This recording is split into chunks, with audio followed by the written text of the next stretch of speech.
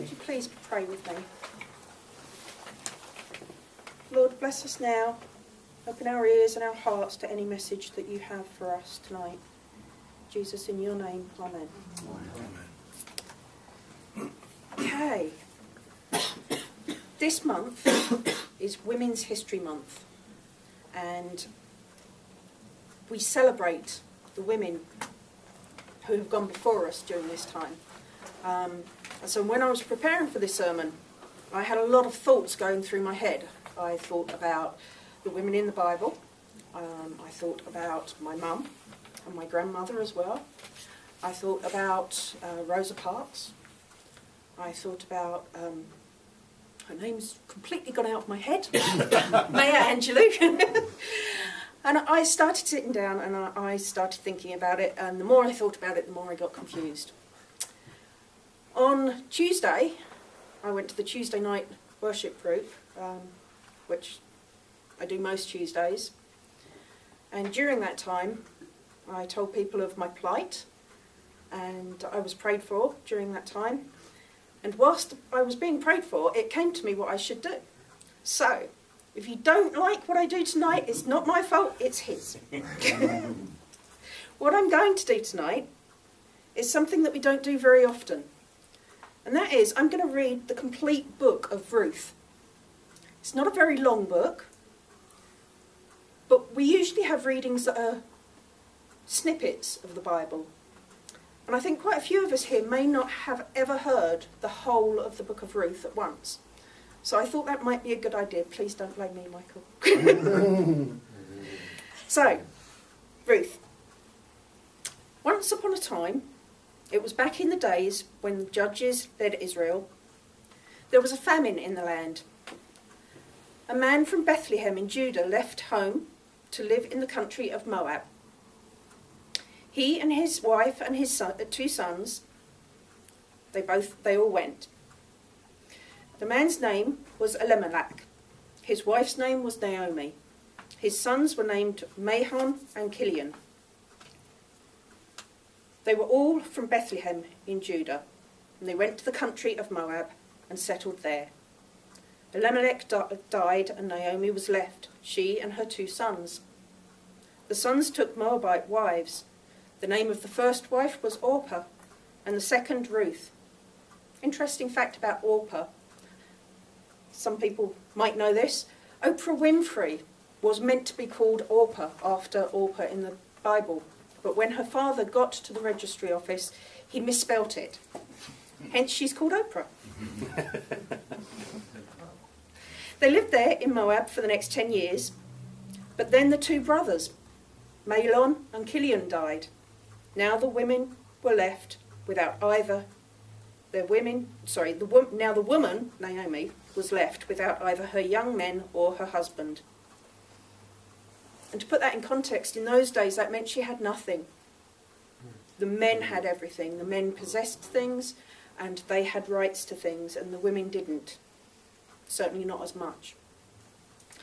One day she got herself together, she and her two daughters-in-laws, to leave the country of Moab and set out for home. She had heard that God had been pleased to visit his people and give them food. And so she started out from the place she had been living, she and her two daughter-in-laws, on the road back to the land of Judah. After a short while on the road, Naomi told her two daughters-in-law, "Go back, go home and live with your mothers. And may God treat you as graciously as you have treated your deceased husbands and me. May God give each of you a new home and a new husband." She kissed them and they cried openly. They said, "No, we're going on with you, to your people." But Naomi was firm. "Go back, my dear daughters. Why would you come with me? Do you suppose I still have sons in my womb who can become your future husbands?" As was the custom back then. "Go back, dear daughters. On your way, please. I am too old to get a husband. Why, even if I said there's still hope and this very night got a man and had sons, can you imagine being satisfied to wait until they were grown? Would you wait that long to get married again? No, dear daughters, this is a bitter pill for me to swallow. More bitter for me than for you. God has dealt me a hard blow." Again they cried openly, Orpah kissed her mother-in-law goodbye, but Ruth embraced her and held on.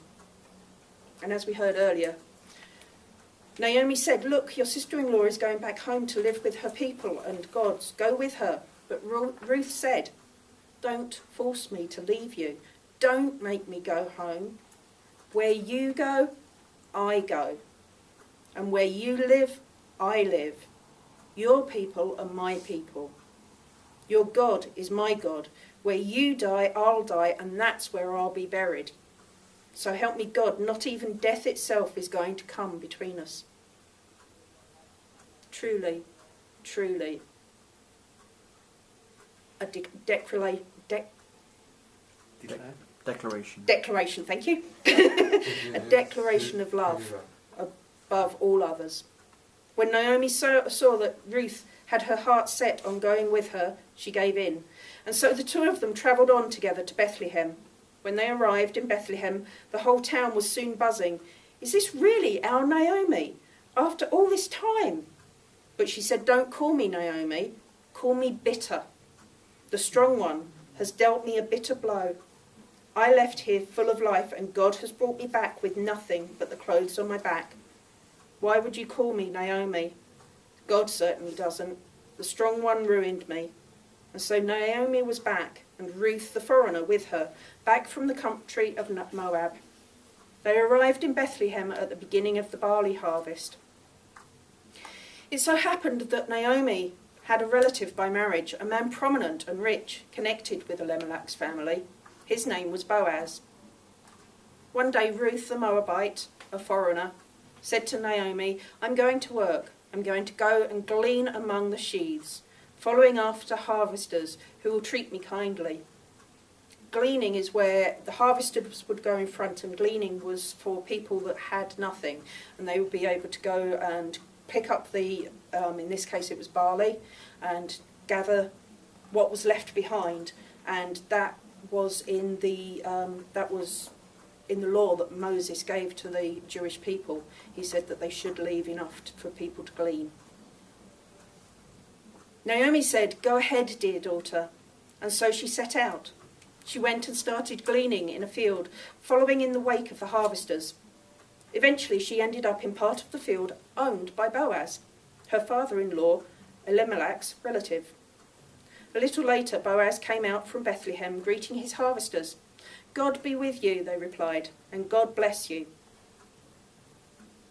Boaz asked his young servant, who was a foreman over the farmlands, "Who is this young woman? Where did she come from?" The foreman said, "Why, that's the Moabite girl, the one who came with Naomi from the country of Moab.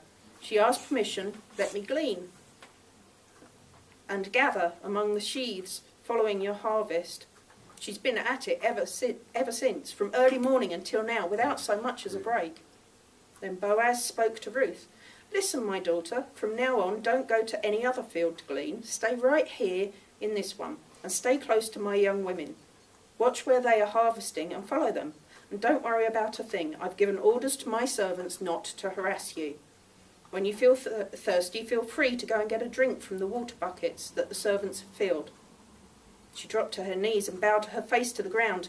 "How does this happen that you should pick me out and treat me so kindly, me, a foreigner?"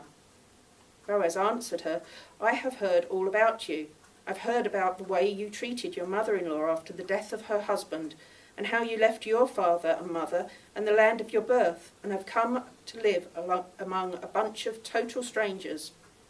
God reward you well for what you have done, and with a generous bonus besides from God, to whom you've come seeking protection under his wings." She said, "Oh, sir, such grace, such kindness, I don't deserve it. You've touched my heart, treated me like one of your own. I don't even belong here." At the lunch break, Boaz said to her, "Come over here, eat some bread, dip it in the wine." So she joined the harvesters. Boaz passed her the roasted grain, and she ate her fill and even had some left. When she got up, back to work, Boaz ordered his servants, "Let her glean where there's still plenty of grain on the ground. Make it easy for her. Better yet, pull some of the good stuff out and leave it for her to glean. Give her special treatment." Ruth gleaned in the field until evening, and when she threshed out what she had gathered, she ended up with nearly a full sack of barley. She gathered up her gleanings and went back to town and showed her mother-in-law the results of her day's work. She also gave her the leftovers from her lunch. Naomi asked, "So where did you glean today? Whose field? God bless whoever it was that took such good care of you." Ruth told her mother-in-law, "The man with whom I work today, his name is Boaz." Naomi said to her daughter-in-law, "Why, God bless that man. God hasn't walked out on us after all. He still loves us in bad times as well as good." Naomi went on, that man, Ruth, is one of our circle of covenant redeemers, a close relative of ours. Ruth, the Moabitess, said, "Well, listen to this. He also said to me, 'Stick with my workers until my harvesting is finished.'" Naomi said to Ruth, "That's wonderful, dear daughter. Do that. You'll be safe in the company of his young women. No danger now of being raped in some stranger's field." So Ruth did it. She stuck close to Boaz's young women, gleaning in the fields daily until both the barley and wheat harvesting were finished. And she continued living with her mother-in-law. One day, her mother-in-law, Naomi, said to Ruth, "My dear daughter, isn't it about time I arranged a good home for you so that you can have a happy life? And isn't Boaz, our close relative, the one with whose young women you've been working? Maybe it's time to make our move. Tonight is the night of Boaz's barley harvest at the threshing floor. Take a bath, put on some perfume, get all dressed up and go to the threshing floor. But don't let him know that you're there until the party is well underway and he's had plenty of food and drink. When you see him slipping off to go to sleep, watch where he lies down and then go there. Lie at his feet to let him know that you are available for marriage. Then wait and see what he says. He'll tell you what to do." Ruth said, "If you say so, I'll do it, just as you say." She went down to the threshing floor and put her mother-in-law's plan into action. Boaz had a good time, eating and drinking his fill. He felt great. Then he went off to get some sleep. Lying down at the end of a sack of barley, Ruth quietly followed, and she lay down to signal her availability of marriage. In the middle of the night, the man was startled and suddenly sat up. This woman was asleep at his feet. He said, "And who are you?" And she said, "I am Ruth, your maiden. Take me under your protecting wing. You're my close relative.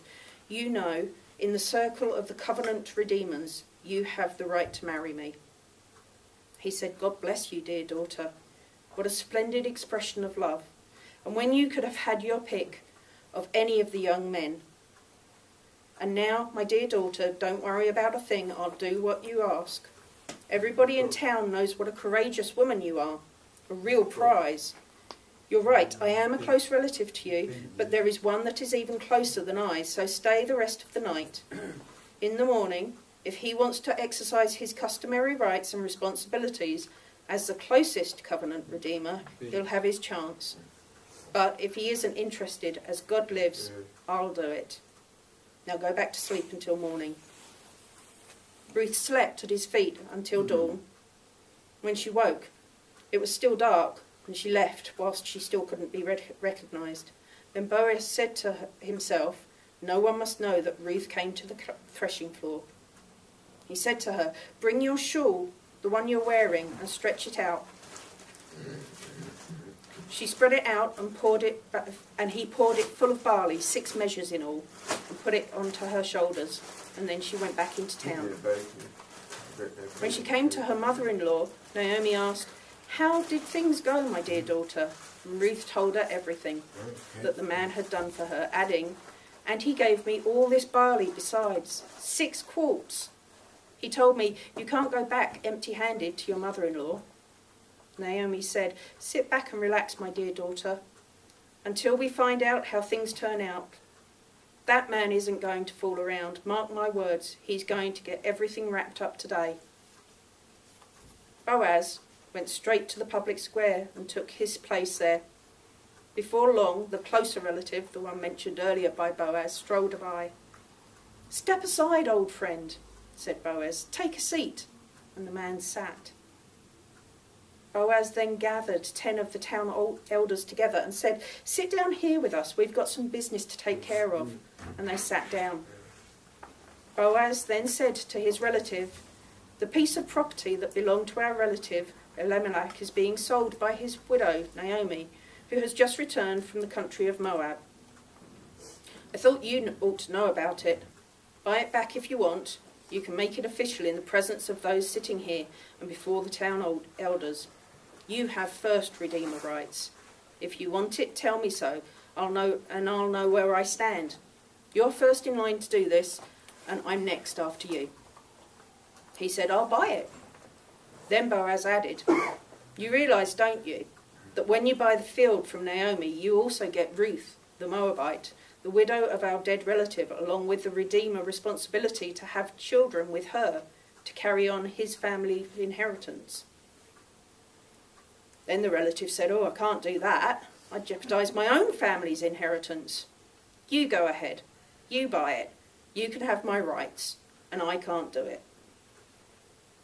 In olden times in Israel, this is how they handled official business regarding matters of property and inheritance.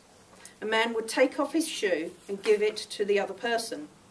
This is the same as an official seal or a personal signature in Israel. So when Boaz's redeemer relative said, "Go ahead and buy it," he signed the deal by pulling off his shoe. Boaz then addressed the elders and all the people in the town square that day, "You are witnesses today that I have bought from Naomi everything that belonged to Elimelech and Kilion and Mahlon, including responsibility for Ruth the foreigner, the widow of Mahon. I'll take her as my wife and keep the name of the deceased alive along with his inheritance. The memory and reputation of the deceased is not going to disappear out of this family or from his hometown. To all this, you are witnesses this very day." All the people in the town square that day backed up the elders, saying, "Yes, we are witnesses. May God make this woman who is coming into your household like Rachel and Leah, the 2 women who built the family of Israel. May God make you a pillar in Ephrathah, and famous in Bethlehem. With the children God gives you from this young woman, may your family rival the family of Perez, the son Tamar bore to Judah." Boaz married Ruth. She became his wife. Boaz slept with her, and by God's gracious gift she conceived and had a son.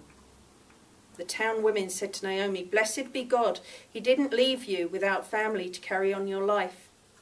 May this baby grow up to be famous in Israel. He'll make you young again. He'll take care of you in your old age.